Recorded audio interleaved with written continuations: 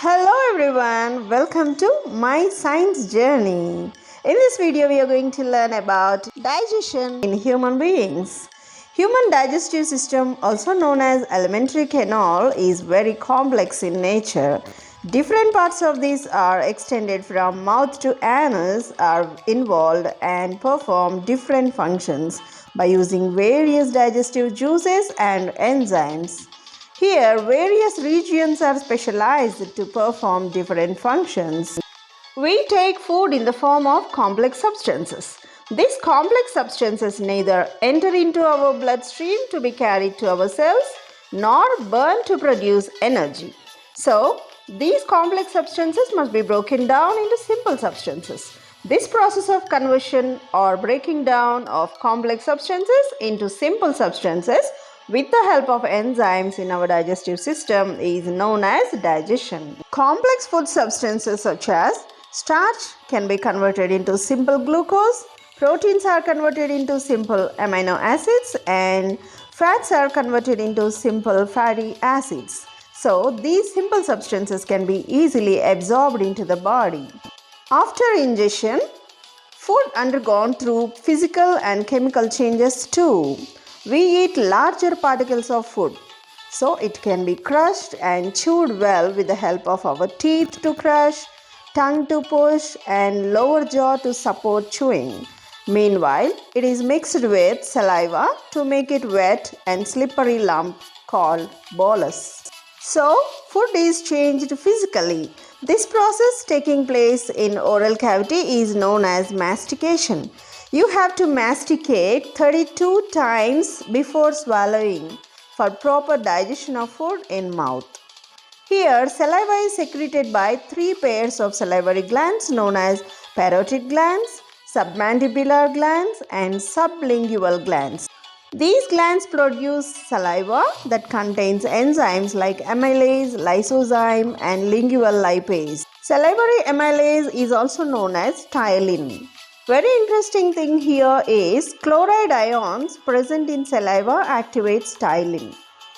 Ptyalin comes from a Greek word tylo, which means I spit. This ptyalin breaks down complex carbohydrate called starch in our food into maltose and dextrin. Later, these will be converted into final product called glucose in small intestine. Pharynx is the common passage for food and air. It is commonly called as throat. Pharynx is supported by epiglottis, which is a flap-like structure. It flaps towards larynx when food is entering into esophagus. So, soft bolus is swallowed and entered into esophagus and moved downwards towards the stomach through wave-like peristaltic movements. Esophagus is a closed tubular and muscular structure made up of circular and longitudinal muscles. Hence, peristalsis can be taken place when food is moving in esophagus. Esophagus is the place where there is no digestion, which means no breaking down of complex substances takes place. Just it acts as a way to help the food movement into stomach. Let's learn about the next wonderful part known as stomach. Stomach is divided into three regions called cardiac, fundus, and pyloric regions. There is a sphincter where esophagus connects stomach. This sphincter is known as lower esophageal sphincter.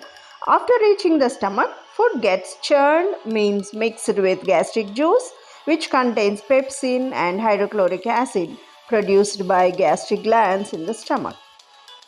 Here, pepsin is produced in its inactive form, pepsinogen.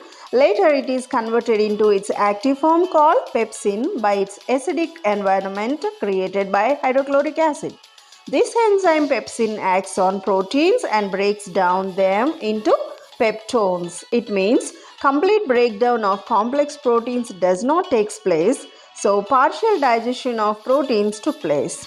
Of course, it will be continued later in duodenum and small intestine. Now in stomach, food becomes acidic and semi-solid due to the action of hydrochloric acid and gastric juice. This semi-solid and acidic food is known as chyme. There is a sphincter with circular muscles at the junction of pyloric stomach and duodenum.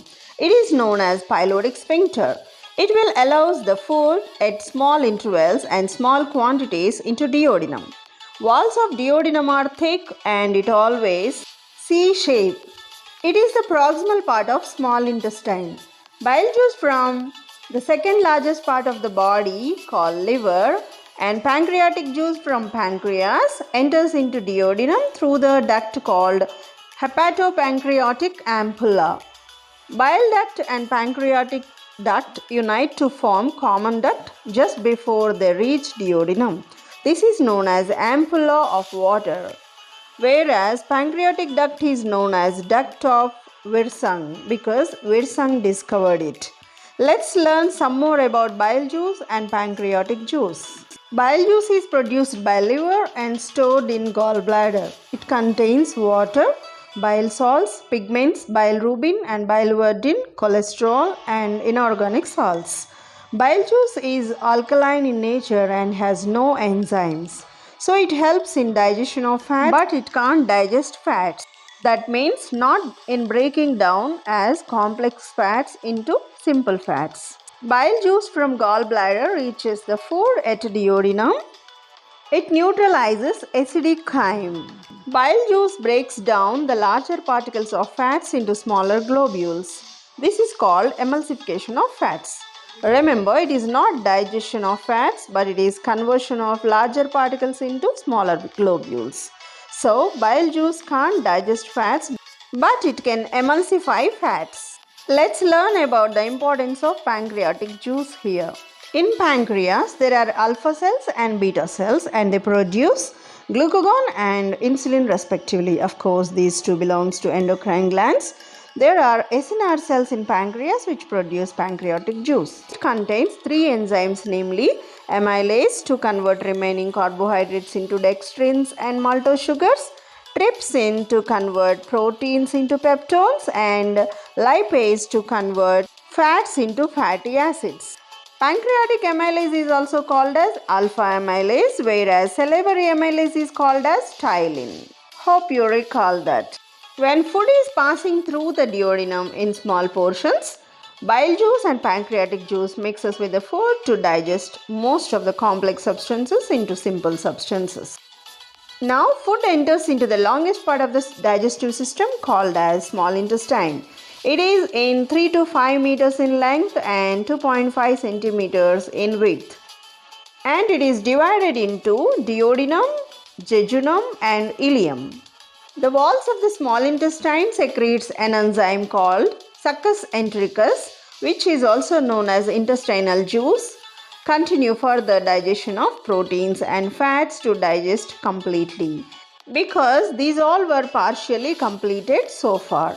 Meanwhile, carbohydrates digestion, which was initiated in the mouth by the action of salivary amylase called ptyalin, resumes now to continue and complete by converting maltoses and dextrins into glucose finally.